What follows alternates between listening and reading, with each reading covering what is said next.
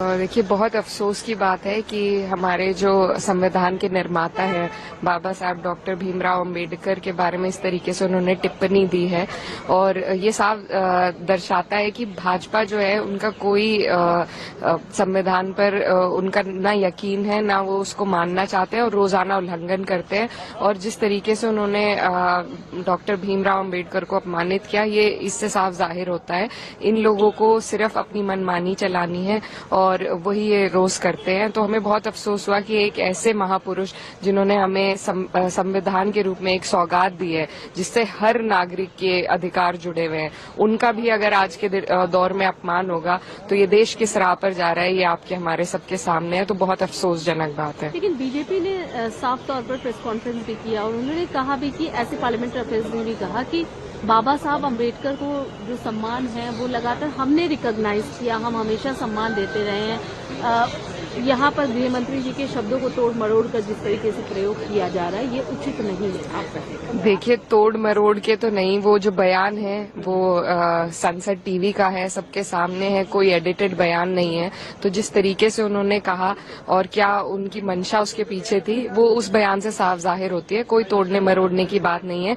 ये इससे यही दर्शाया जाता है कि इन लोगों का कोई सिर्फ क्योंकि विपक्ष हमेशा संविधान की बात करता है तो उसके जवाब में इन्हें झुकना पड़ता है, लेकिन इनका जो असली मन है, जो इनके मन में जो कालिक है, वो इस बयान के माध्यम से सब मैं कहना चाह रही हूँ कि वो बीजेपी और आरएसएस जिन्होंने हमेशा तिरंगे और संविधान से नफरत की है, जिन्होंने हाल ही तक तिरंगा फैलाया नहीं था, हॉइस्ट नहीं किया था, जो संविधान को बार बार बदलने की आवाज करते हैं, जो 400 पार का नारा था वो संविधान बदलने के लिए लाया था, लेकिन अनफॉर्चुनेटली उनको 400 पार मिला नहीं।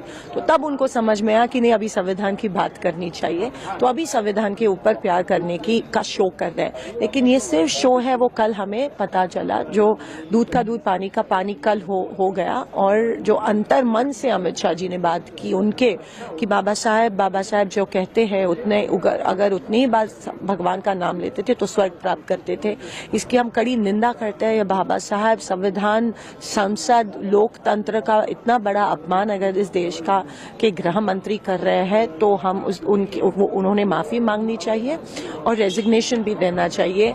अभी पता चल रहा है कि जो बीजेपी हमेशा कहती है, अभी कह रही है संविधान, वो पूरा झूठ है। संविधान बदलने की कोशिश, 1 नेशन 1 इलेक्शन हो, 400 पार हो, ये सब basic structure of the constitution बदलने की साजिश थी और वो जो उनका असली चेहरा कल बाहर आया। प्रधानमंत्री जी ने भी क्या कहा कि नहीं, जब देश में इतनी सारी मुसीबतें हैं, जैसे बेरोजगारी, अदानी होगा, महंगाई के विषय है, किसानों के विषय है, इसके ऊपर चर्चा होनी चाहिए, लेकिन वो कभी करते नहीं है, ना उसके ऊपर कभी डिस्कशन में शामिल होते हैं।